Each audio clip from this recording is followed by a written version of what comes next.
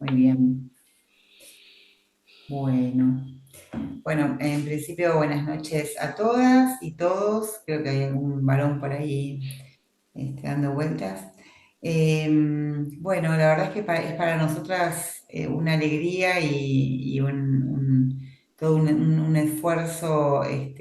Sabemos que es viernes, ya es tarde, pero bueno, Diálogos en la Interdisciplina es para nosotras un espacio que comenzó hace 2 años. La idea comenzó hace 2 años, tuvimos una interrupción donde, bueno, hubo un año que no lo pudimos hacer, pero la verdad es que tuvimos muy buenas experiencias porque fuimos convocando a diferentes profesionales y amigos de la casa, ¿no? Que, bueno, comparten con nosotras y con la interdisciplina un posicionamiento ético e ideológico similar, para justamente lo que nosotras promovemos, que son las buenas prácticas en las infancias y en el campo de las familias, ¿no? En ese sentido, creemos que para poder trabajar adecuadamente también tenemos que poder estar bien, ¿no? Como profesionales y como personas.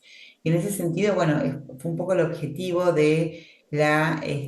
el objetivo principal de la conformación de En Interdisciplina como asociación civil, cuando con Agustina Céspede, que es trabajadora social, yo soy psicóloga para quienes no nos conocen, y en estos últimos meses se ha sumado Laura en su función de coordinadora de proyectos.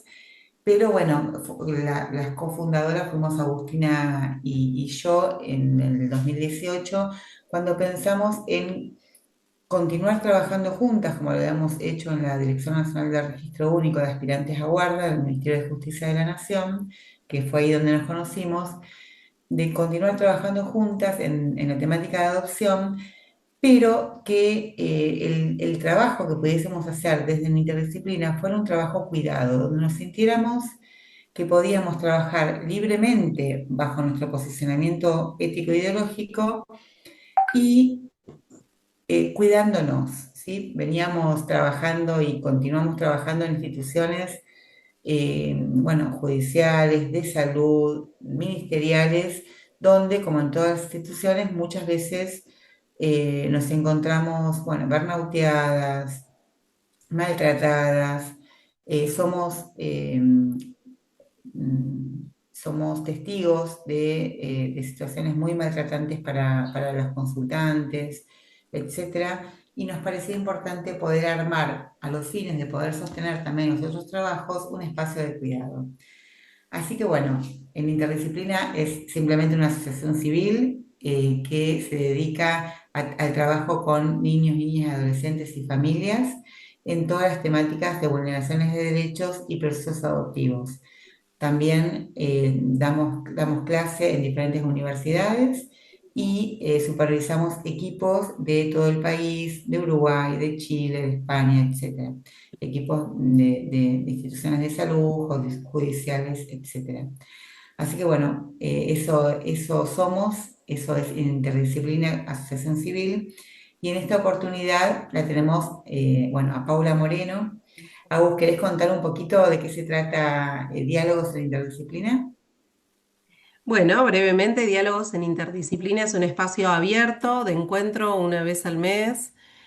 Puede ser que haya meses que no nos encontremos, pero la idea es que sea un encuentro de una vez al mes.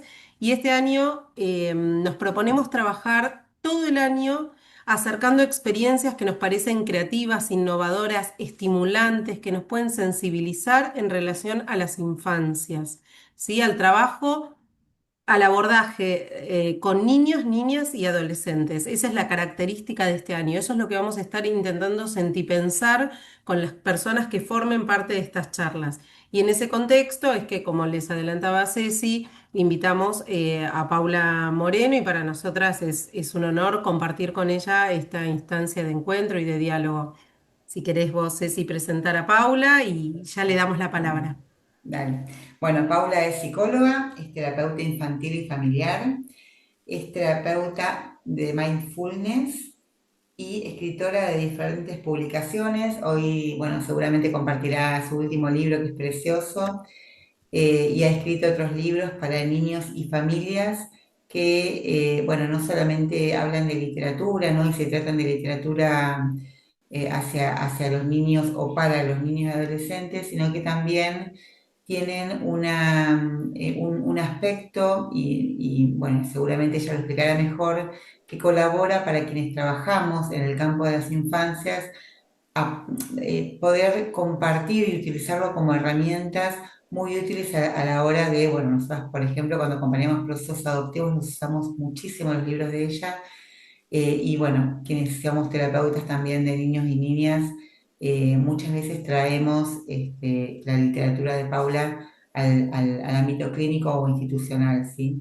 Así que bueno, en esta oportunidad, este diálogo en interdisciplina se llama Integrar lo narrativo, el arte y la salud para abordar con niños y niñas el impacto postraumático de las intervenciones médicas. Así que bueno, Paula, volvemos a agradecerte estar Mm, aquí y todo tuyo, este espacio. Bueno, buenas noches a todos y a todas. Gracias por este recibimiento, por invitarme, por el esfuerzo del viernes a la noche. Este, Ceci, más, mira, vos llevas la cocarda hoy. Bueno, me encanta que existan estos espacios para las escuchaba a las dos y me aparece como la intención con la que trabajo y con la que ofrezco lo que ofrezco, que es si yo logro inspirar a alguien en algo, así como decía Agustina, chiquito, pero es eso, es una inspiración para seguir. Eso para mí ya es terreno ganado. Así que ojalá que hoy podamos inspirarnos entre todos para seguir por este camino. Bueno, y como se trata de narrativa, les voy a compartir un cuento, que es, como decía Ceci, el último cuento que escribí, bueno, que publiqué. Estoy ahí en tratativas con otro, y que se llama Coco en busca de sus cualidades. Y los voy y las voy a invitar a que escuchen el cuento, que se los voy a leer, les voy a mostrar las ilustraciones también. Este cuento fue ilustrado por Juan Martín Bueno y el diseñador gráfico es Agustín Gagliardi. Y les voy, los voy a invitar a que escuchen el cuento con el cuerpo, no solo con los oídos y con la mente, sino también con el cuerpo, para que puedan percibir qué es lo que escuchan, qué es lo que sienten, qué es lo que perciben cuando alguien les lee un cuento. No sé si hace mucho que que les hayan leído un cuento o no. ¿Cómo va eso? Muy bien. ¿Se ve bien? Perfecto. Perfecto. También, también podemos jugar con las imágenes, ¿no? Porque las imágenes también hablan, es una narrativa que se comparte, ¿no? Entre las palabras, los silencios y las imágenes. El cuento empieza con una breve frase que dice que el trauma nos encapsula y desconecta de los otros y que es un dolor mudo. Y este cuento termina con otra frase que dice, cuando nos sentimos mirados en nuestro dolor, comenzamos a sanar. Y si alguno me preguntara, ¿por qué escribiste este cuento? Les diría que a lo largo de mi propia historia familiar y de mi trabajo como terapeuta, eh, me propuse humanizar desde mi lugar las prácticas médicas.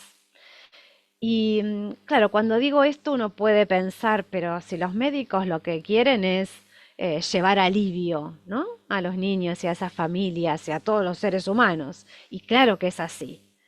Pero muchas veces se desconoce cuál es el impacto que puede tener en un niño, en una niña y en sus familias las intervenciones médicas. También desconocen que uno los puede preparar a los chicos y a las familias para esos momentos. Entonces, parte del objetivo, ¿no?, de escribir este libro tiene que ver con eso, con poder alcanzarlo, hacerlo correr por los lugares en donde la medicina nos toca y ayudar desde este lugarcito. Pero cuando preparaba el diálogo para hoy, pensé que tenía muchas aristas este diálogo. ¿Por qué? Porque yo podía agarrar el libro y empezar a hablarles o compartirles de cómo integrar la narrativa en el trabajo con trauma. Podía también decirles que, bueno, obviamente, cómo trabajamos en el trauma médico. Pero también otra arista sería, ok, ¿cómo integro el arte terapia, los títeres en el trabajo con trauma? ¿Cómo integro mindfulness y compasión en el trabajo con trauma? ¿Y cómo puedo integrar, y estas son parte de mis formaciones, MDR, que es un abordaje terapéutico, en el trabajo con trauma? Entonces, podía navegar entre medio de todas estas aristas, ¿sí? Bueno, por supuesto, decidí contarles acerca del trauma médico, pero no quiero olvidarme de todos estos otros lugarcitos porque nos pueden abrir una ventana enorme, ya sea porque ustedes ya están formadas en esto y quieren profundizar, o porque no se les ocurrió y dicen, uy, esto me gusta y quiero hacerlo. Eh, y también porque me parece que hay algunos aspectos dentro de lo que es la narrativa y el arte que no se tienen muy en cuenta a la hora de la intervención, como por ejemplo el valor que se le da a la imaginación, el valor que se le da a el trabajo con todos los sentidos, porque el arte permite trabajar desde lo sensoriomotor, el trabajo que podemos hacer a través de un cuento y cómo integrar el trabajo con un cuento en el trauma. Entonces, si bien, bueno, obviamente hoy no nos va a dar el tiempo para investigar todas estas aristas, sepamos, ¿sí?, que tenemos un mundo en cada una de estos lugares para descubrir, para intervenir y para ayudar a sanar.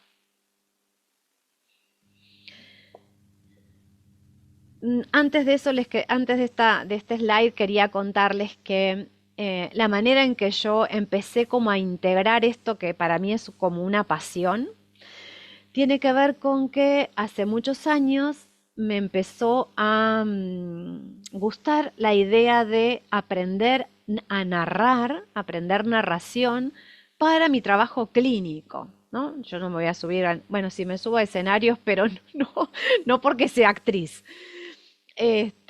sino para dar alguna charla. Pero quería empezar a trabajar con la narración y con el sonido de mi voz en mi trabajo clínico.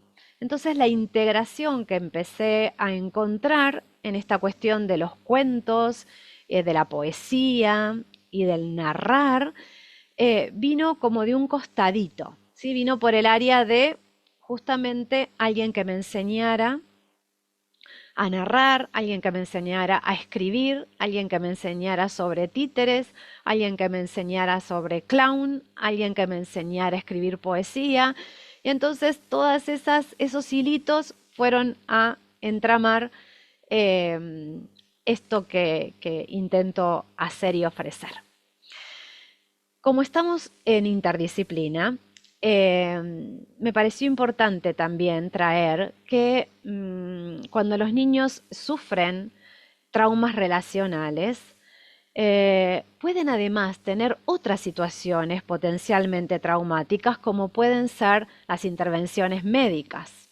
Y a veces, cuando un cuerpo está enfermo o los chicos tienen alguna enfermedad o algún accidente, también puede ser producto, ¿no?, de la negligencia o del maltrato que han sufrido, del maltrato físico, del abuso sexual, etcétera.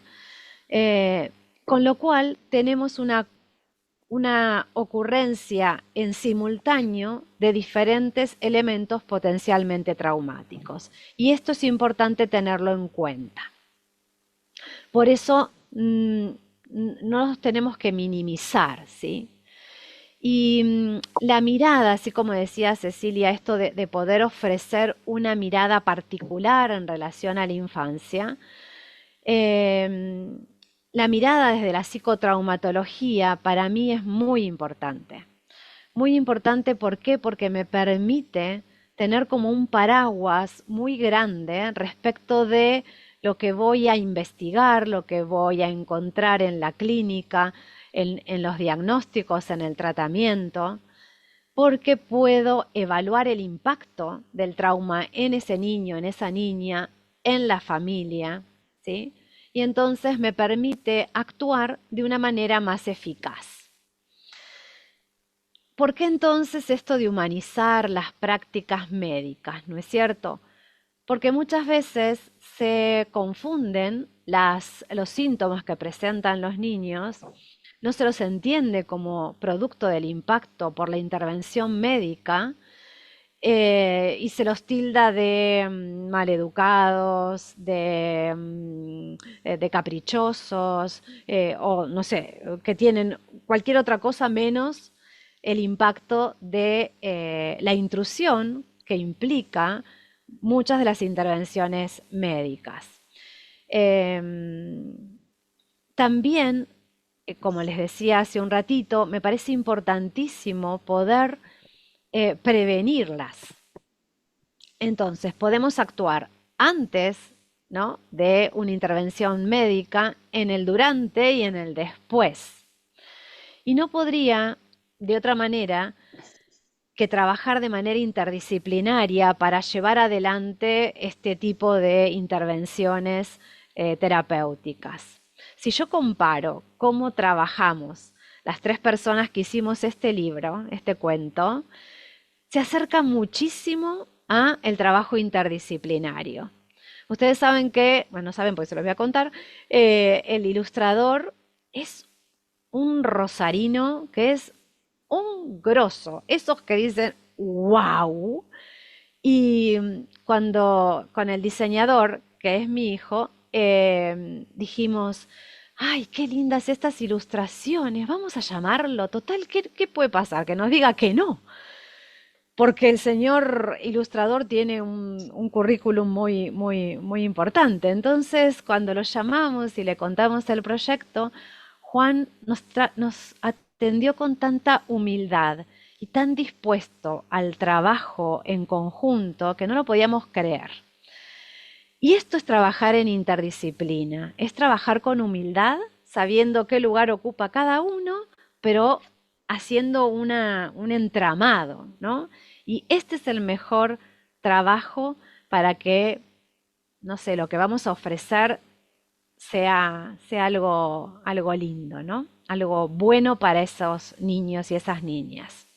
Entonces, en estos casos tendríamos que trabajar con el equipo médico, con la familia, con ese niño o esa niña que ha sido impactado.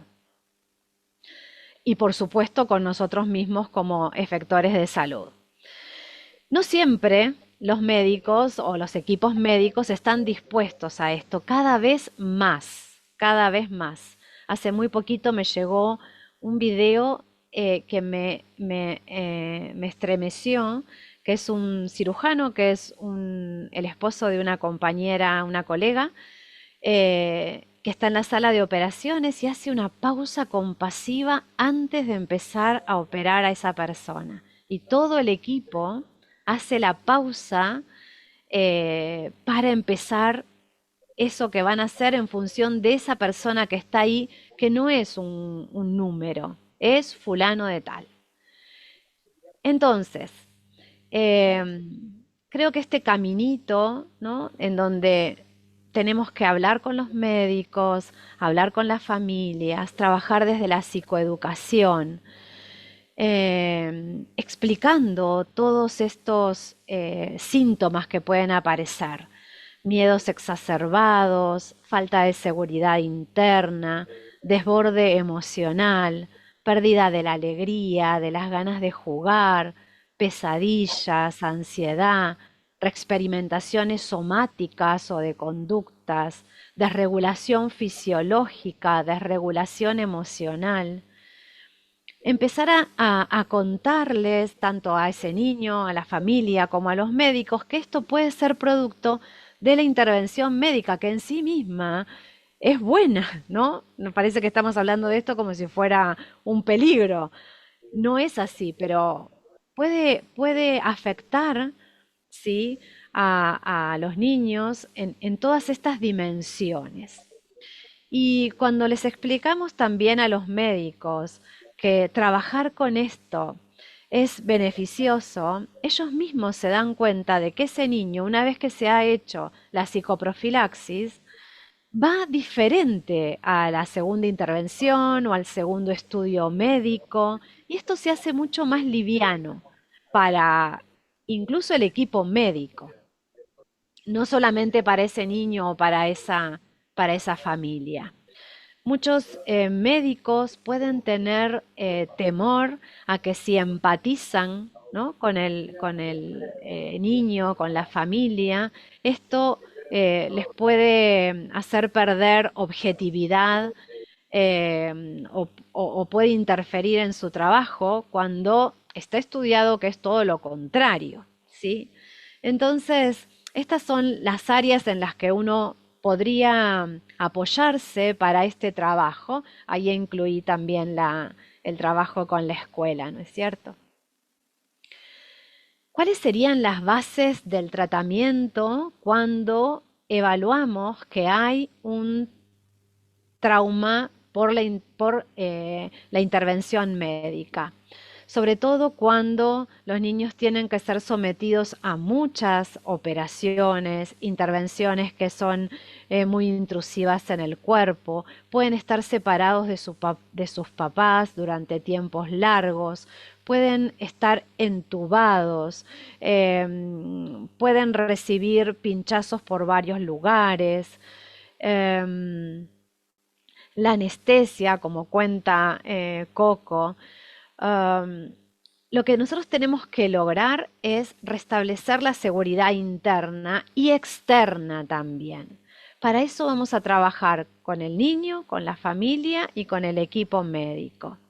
En esta seguridad interna vamos a trabajar con este mundo interno del niño. Vamos a ver cuáles son los disparadores y capaz que si alguno tuvo que vivir alguna situación de estas, va a reconocer rápidamente que si eh, el niño ve un delantal blanco como este, ¿sí? Que aunque sea un títere tiene un delantal blanco, puede ser como un disparador para la que aparezcan los síntomas, ¿no? La sintomatología. Entonces, vamos a trabajar con estos disparadores, vamos a trabajar con reprocesar las experiencias traumáticas. Acá voy a hacer un paréntesis, porque existen maneras, por lo menos desde EMDR, que es este abordaje terapéutico que está validado para el trabajo con trauma, se usan protocolos específicos para el trabajo con trauma, ¿sí? Y entonces, sobre todo, podemos trabajar, ahí en el cuento, la cangura dice que va a hacer unos toques mágicos en una pierna, en una pata y en la otra, porque se trabaja con la estimulación bilateral para llevar adelante estos protocolos. Y también Hay una parte en el cuento en donde la familia relata a Coco lo que vivió, porque en los momentos traumáticos eh, el niño puede no acordarse de todo lo que vivió y puede también haber experiencias preverbales. Entonces, tenemos maneras de abordar esto a través de protocolos de MDR. Otra de las bases del tratamiento va a ser el trabajo de corregulación con estos papás, porque es necesario trabajar también con los síntomas que presenta la familia eh, junto con este niño. Entonces podemos trabajar con rituales para preparar la próxima intervención médica. Podemos trabajar con rituales familiares, podemos trabajar con títeres, podemos trabajar con caja de arena, eh, podemos trabajar con las fortalezas que presenta esa familia. Me gusta mucho pedirles que hagan un bastión familiar, ¿no? Y entonces cada familia va poniendo en ese escudo o bastión familiar todos los recursos que tienen como familia y como persona, como individuos. Y muchos de estos rituales pueden servir, como en el cuento Coco lleva su peluche, para crear seguridad en el niño y en esa familia. Me gusta decir que hay veces que trabajo con títeres a medida. Les voy a mostrar alguno para hacer divertida la noche del viernes. Por ejemplo, este es un títere corazón, ¿no? Cuando los chicos ven esto, me dicen, pero Paula, ¿eso es un corazón de verdad?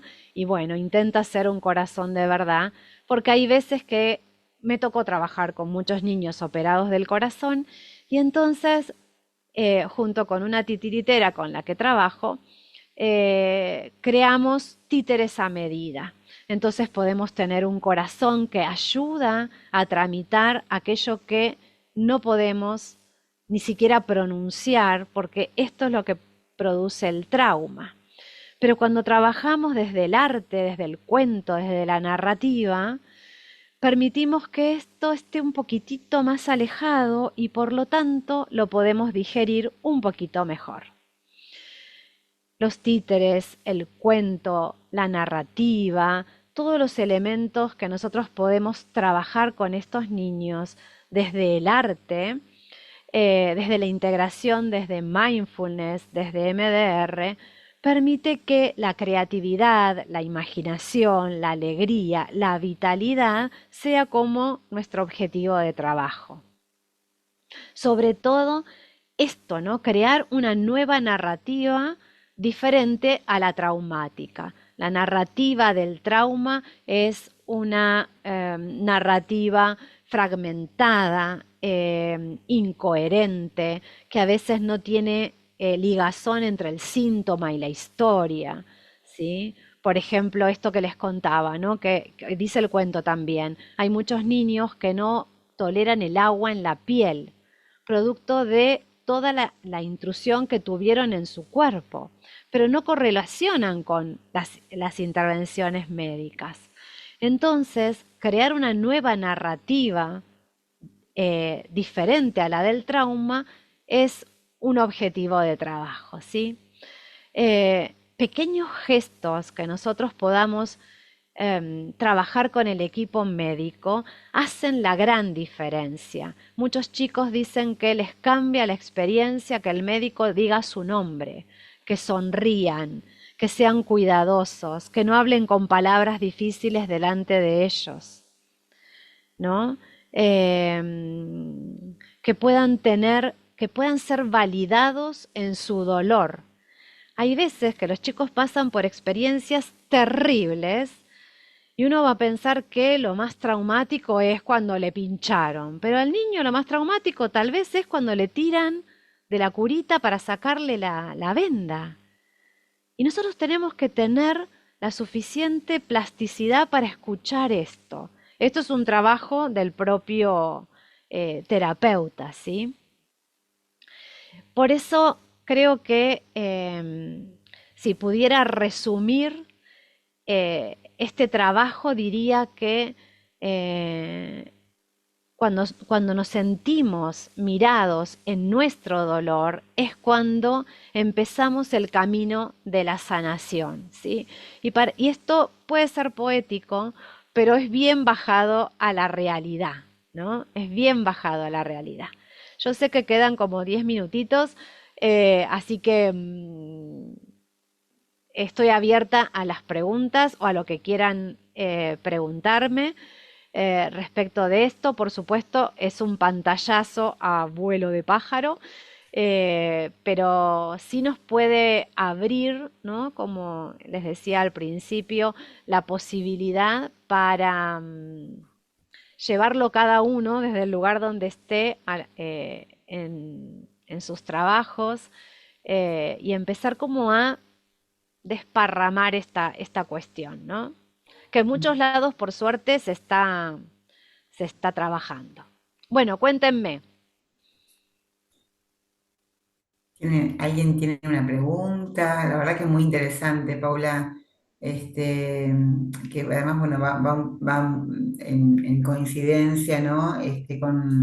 Con el cuidado, ¿no? Del que hablábamos al principio, ¿no? En relación a determinados cuidados que, bueno, estaban absolutamente obviados, ¿no? Por obvios muchas veces, y que es necesario volver a ellos para poder repensar, ¿no? Las prácticas, justamente ahí donde, bueno, donde la medicina tradicional, no logra. Y también, Ceci, con esto de que, bueno, ustedes están especializadas y trabajan hace añares con los procesos de adopción, ¿no?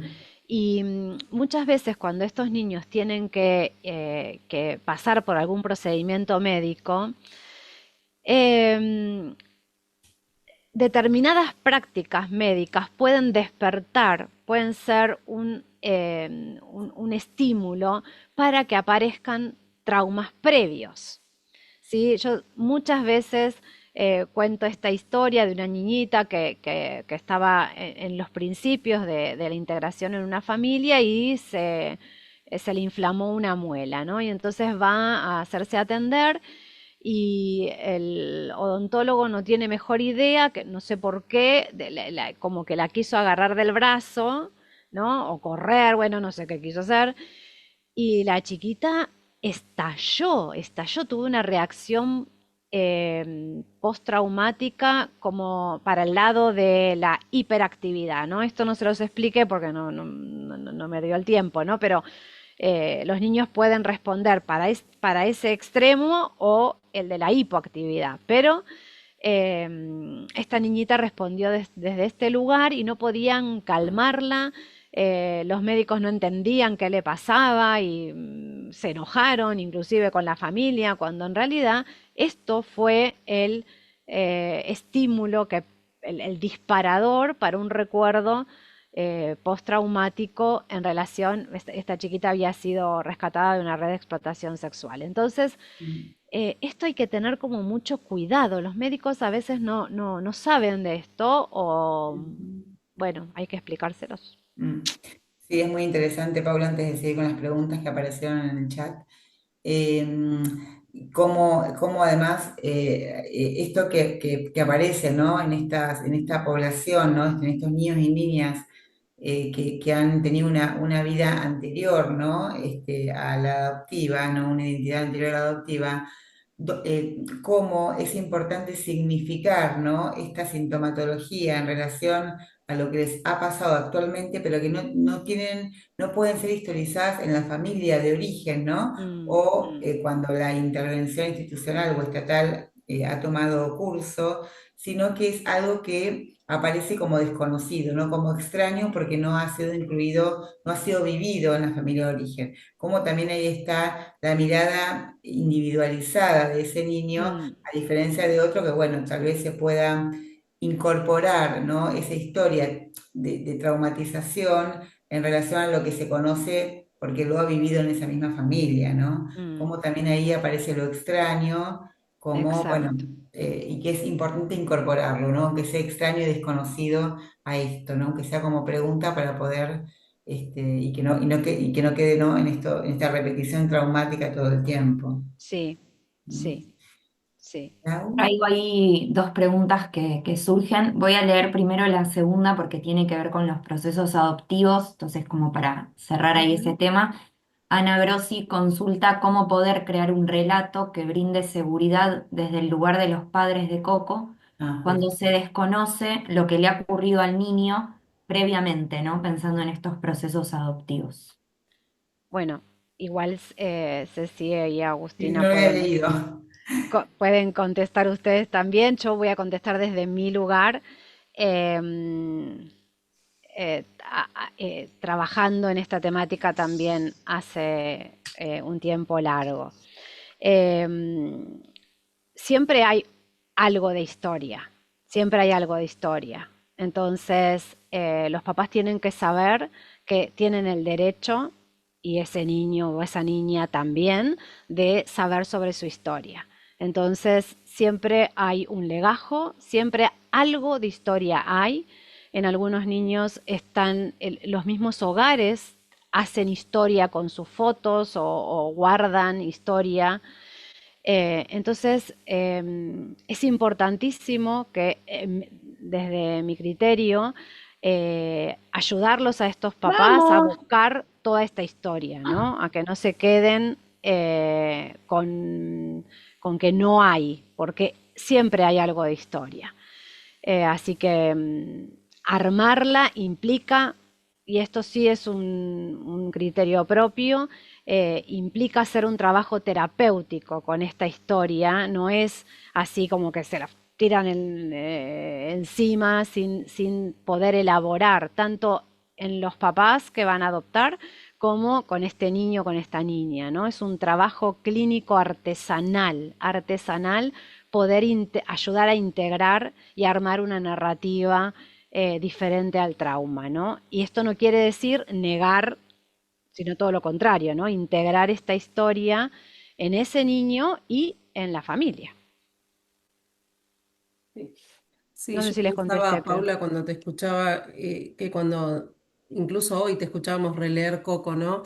Qué interesante para utilizarlo también en los procesos adoptivos, si bien, bueno, el disparador aquí es otro, ¿no? Pero con Cecilia y con Laura, cuando incluso antes de encontrarnos con vos, ¿no? Pensamos como en estas metáforas de lo que se va trabajando con el niño, de esta historia, donde, bueno, se le advierte a la familia que hay cuestiones que se pueden reactualizar, en esta ceremonia, ¿no? Que va haciendo la cangura, digamos, este personaje del cuento de ir tomándose un tiempo, ¿no? Eso es algo que también aparece en este cuento. Bueno, las cosas llevan tiempo, ¿no? Y van llevando Mm, momentos de acercamiento y de encuentro, e implican no solo el encuentro con el niño, digamos, o con Coco en este caso, ¿no? De la metáfora del cuento, encuentros con la familia y un trabajo externo, ¿no? Y ahí lo esto que vos decís en relación a los procesos adoptivos.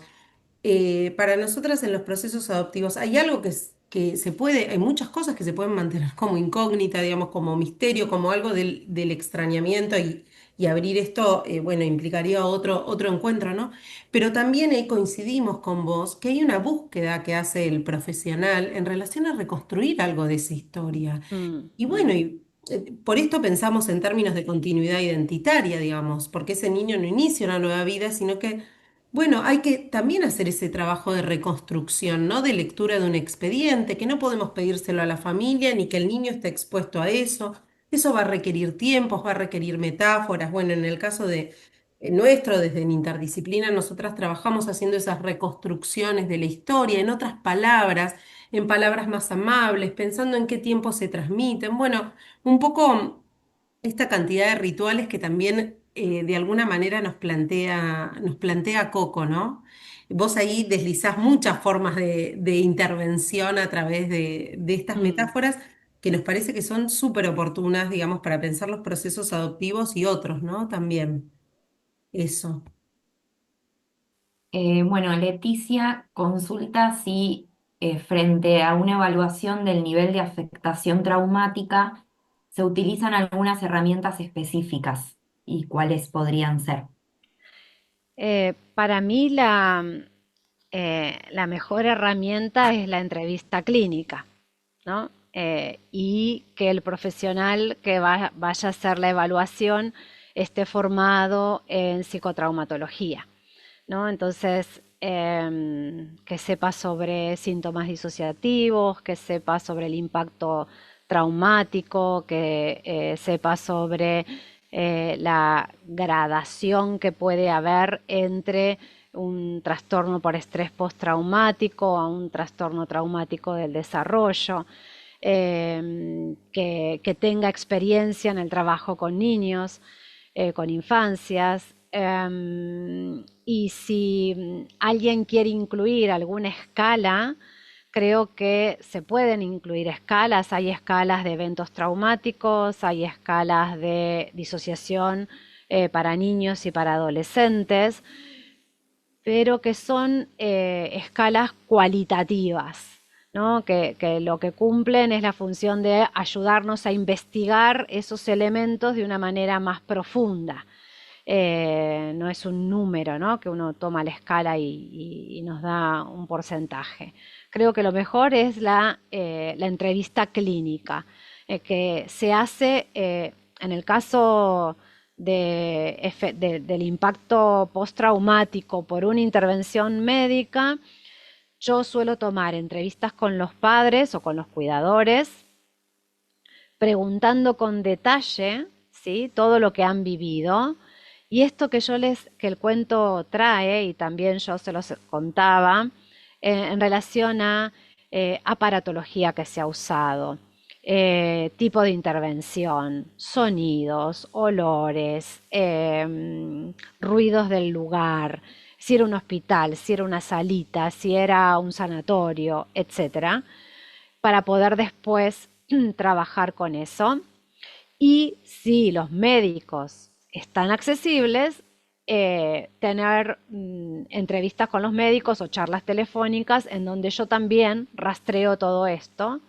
Y a veces trabajé hace relativamente poco con un médico oncólogo eh, que era cirujano, y yo no podía creer que estábamos hablando así uno a uno en, mirá, preparo al niño de tal manera y entonces vos lo vas a recibir así, sí, perfecto, y entonces mirá que le va a pasar esto, y mirá que tiene que recibir quimio y va a pasar esto, esto y esto, y yo, buenísimo, entonces yo puedo trabajar con él, tal, tal. Era como así el ideal. Bueno, esto en el caso de impacto traumático en relación a las prácticas médicas. Si fuera en relación a traumas relacionales, bueno, tenemos otras cosas para investigar, ¿no? Pero creo que la entrevista clínica, habiéndose formado en estas temáticas, es suficiente. Paula, queríamos pedirte si podías ampliar un poco esto que trajiste de la pausa compasiva.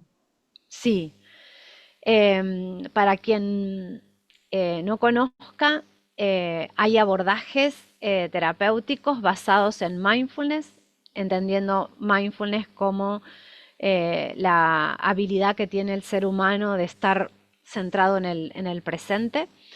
Y vino acompañado de una palabra que es compasión, ¿sí? Que la compasión se entiende como la posibilidad de reconocer el propio dolor y el del otro y hacer algo para que ese dolor se alivie. Estas prácticas son prácticas donde se entrena la mente para lograr estar presente.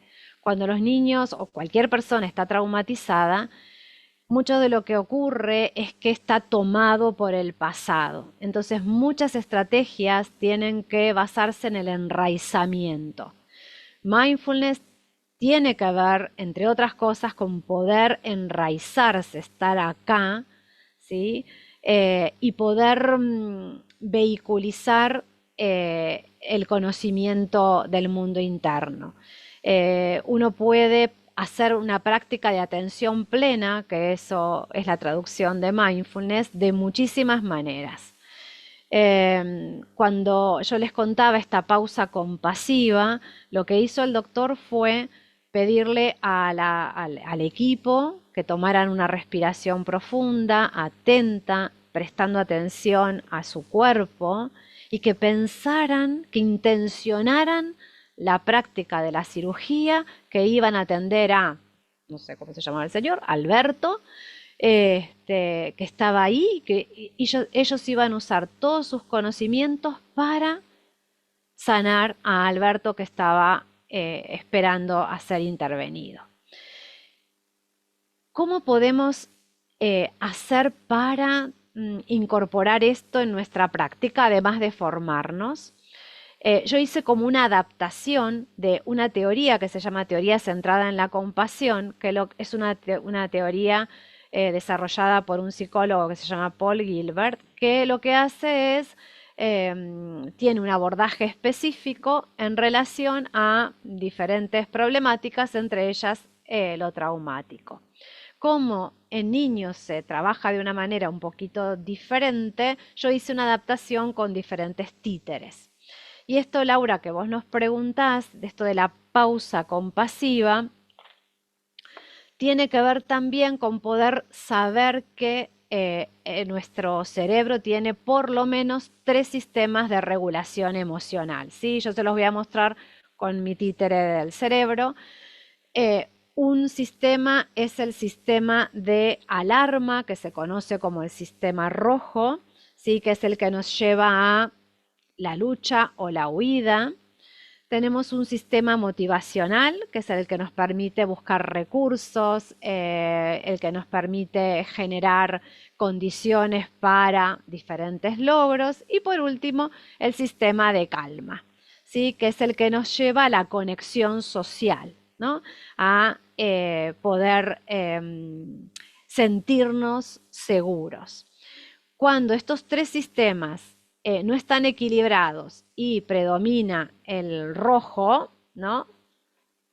Nos veríamos, si pudiéramos mirar nuestro cerebro, es muy divertido estaría así, ¿no?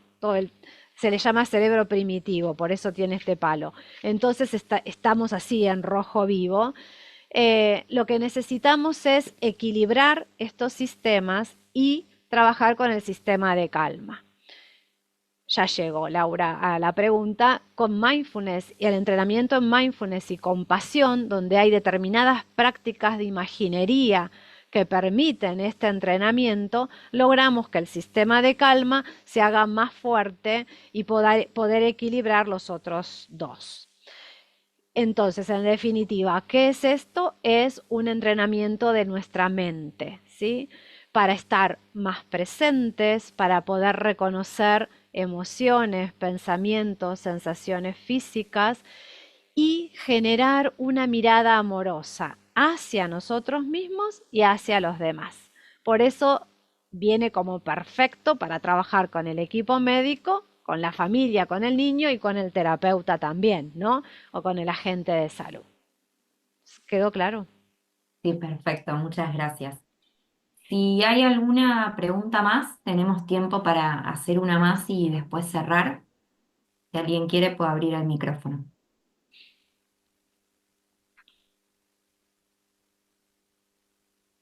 Bien. Bueno, sí. Bueno, Ah, está bien. adelante. Simplemente me encanta todo lo que estamos construyendo, lo que está trayendo Paula. Yo también amo el arte y para mí es como ese otro lenguaje que utilizo en el hospital con los niños y los adolescentes, pero es gracioso porque a veces nos llaman para jugar, como que estás buenísimo, bueno, de alguna forma lo llaman, cuando a veces la palabra no toma todo el escenario, esperando que los niños o los adolescentes expresen solo desde lo verbal lo que les va pasando en el cuerpo, en la vida, ¿no? Sí. Cada caso es muy singular. Entonces, uno, bueno, ingresa a partir del dibujo, a partir de un color, a partir de metáforas. Eso a mí es lo que yo te escuchaba y me apasiona porque desde chica fui autodidacta con esto y poder aplicarlo en la salud me encanta, pero a veces me cuesta cómo armar el dispositivo. Yo soy trabajadora social, soy jefa de servicio social y bueno, siento como digo, cómo poder plasmar esto, armarlo en un dispositivo. Y como decías vos, hay profesionales, hay médicos muy piolas, hay unas residencias que cada Sí, vez se acercan más muchísimo. y detectan y nos consultan y dicen, bueno, no solo lo grave, lo urgente, sino también No, ese que se cayó y que, ¿no? Como que está claro. buenísimo y hay un campo hermoso para trabajar y digo, bueno, ¿por dónde empezar Mira, para Analía, armar esto? una de mis formadoras en lo que es narración y también en arteterapia, son dos personas diferentes, pero trabajan coincidentemente en el Hospital Italiano de la Ciudad de Buenos Aires. En el Hospital Italiano hay un área que trabaja desde la arteterapia en cuidados paliativos, que es como, wow, es mi profe, y también hay un equipo de arte en salud que trabaja una clown, dos clown, una musicoterapeuta, una narradora, que es también mi formadora en narración, y ellos tienen un dispositivo que te morís, capaz que lo conoces, pero es, o sea, yo veo eso y creo que se me enciende el corazón. Trabajan con pups, no sé si saben algunos lo que es el pup, que yo con susurradores, con música. eh, Hay una clown que trabaja con un acordeón. Bueno, yo aprendí muchísimo de ellos, tomé muchísimo para mi trabajo clínico. Así que acá en el consultorio hay susurradores, hay pups, que son pequeños universos portátiles o pequeños universos de posibilidades poéticas o narrativas que son paraguas intervenidos, ¿sí? En donde, bueno, hay mucho para hacer, muchísimo. Y yo creo que es así, es como de a poquito, ¿no? Yo en el programa de maltrato infantil no tenía como meter este dispositivo y entonces fui así tipo hormiguita. Entonces, de repente en la sala de espera había un pup que esperaba ahí sentadito, apoyadito en una silla. Después armé una carpa y dije, bueno, casi me matan, pero bueno, para poder hacer algo de meditación antes de entrar a las entrevistas clínicas, eso se sacaba, se ponía, llené el consultorio. Hay algo que si ustedes leyeron sobre teoría polivagal, van a encontrar que hay muchos elementos que permiten la neurocepción de tranquilidad, de seguridad, ¿no? La sensación de seguridad interna. Por ejemplo, que el contexto físico sea amable. Entonces, lo que hice fue hacer que el contexto físico del consultorio donde trabajaba fuera amable. Y o sea, tiene una base teórica, eso es lo que quiero decirles, pero a su vez permite esto que Analía comparte, que compartimos la pasión. Yo creo que sí se puede armar, aunque sea a gran escala, como hace el Hospital Italiano, y si no, así, de hormiguitas. Pero sí, ojalá Gracias. que Y lo sí, puedas hacer. un dispositivo que lo que vimos ese cambio es que en trabajo social, en donde recibimos a las familias, es una mesa redonda. Con solo ese Buenísimo. detalle es como ¿Viste? que nos sentamos, Claro. como que no hay jerarquías, ¿no? Y es como que se sorprenden al verla y se siente como algo más familiar dentro de un hospital, como que es Más diferente a un amoroso. consultorio. Y otra cosa que les iba a compartir, si me permiten, hace un tiempo estoy acompañando a un equipo de Poder Judicial del sur de la Argentina. Escribí con la coordinadora varios artículos porque esto de humanizar las prácticas en infancias también quisimos llegar a esa parte, ¿no? Entonces, y sé que hay muchos lugares de Poder Judicial que también lo hacen, ¿no? No quiero decir que son ellas nada más. Pero poder entrenar a las personas que reciben a los chicos para las declaraciones en Cámara Gesell. Ellos tienen perro de acompañamiento. Bueno, hay muchísimo por hacer ahí. Inclusive me acordé de esto que decía Analía de la sala de valientes, porque se preparó también la sala para que sea más amorosa al recibir a los chicos que tienen que pasar por eso. Bueno, me callo, ya está. Bueno, Muy la lindo. verdad, en principio, Sandra, no sé si tenías una pregunta, si no, No era una pregunta, sino era un agradecimiento más que nada. Yo pertenezco a la guardia del Hospital de Niños, Ricardo Gutiérrez, parte del Mm, equipo de salud mental. Y bueno, la verdad que escuchar a Paula con este relato, con este cuento, la verdad que me gustó mucho. Y es una manera diferente de poder acercarnos a los niños, a las familias y al resto del equipo con quien trabajamos codo a codo en cada guardia, donde pasamos, ay, sí. como ustedes sabrán, momentos muy difíciles. Pero a través de esto, bueno, lo que te agradezco es que quedo reflexionando sobre la práctica cotidiana y darle una vueltita de rosca, que podemos hacer algo más y no caer en una guardia mecanizada, ¿no? En esperar el laboratorio, esperar el resultado y todo rápido. No, que también en la espera de ese resultado, si puede ser de ese diagnóstico, de ese laboratorio, o que lo lleven a la sala de traumato para ponerle el yeso. Bueno, ahí en esos pequeños momentos podemos hacer algo por ese niño, por esa Mm. familia y poder charlar también con el resto del equipo, ¿no? Así que me llevo, Gracias, Sandra, por escuchar con el corazón tan abierto, ¿no? Porque, bueno, estuvimos hablando de los médicos y vos estás ahí en la trinchera. sí, sí, es que me llegó profundamente, la verdad, y bueno, quería resaltar eso, no caben preguntas, sino más que nada, al menos para mí, un agradecimiento Gracias. enorme en poder reflexionar más que se pueden hacer otras cosas y no caer en cada guardia en algo mecánico, me parece a mí, ¿no? Y está Sandra en el hospital, está Coco, porque yo dono libros para los hospitales, así que justo hay Lo, una de- médica. lo deben haber agarrado las trabajadoras sociales de planta. Lo voy Hay una médica que conozco del hospital y bueno, llevó todos los libros, yo les a- regalé a todos los que tengo y así que debe estar por ahí, pero si vos necesitas si para no me tu lo lugar, y vale me tener. escribís.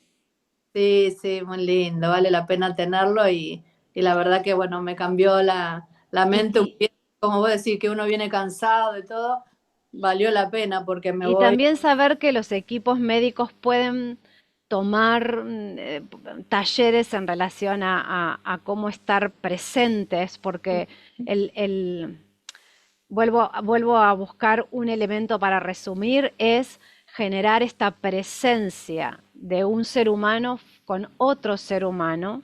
Ay, Exacto. acá leo a alguien del Hospital de Niños de San Justo. Ah, Ahora les digo, qué lindo. eh,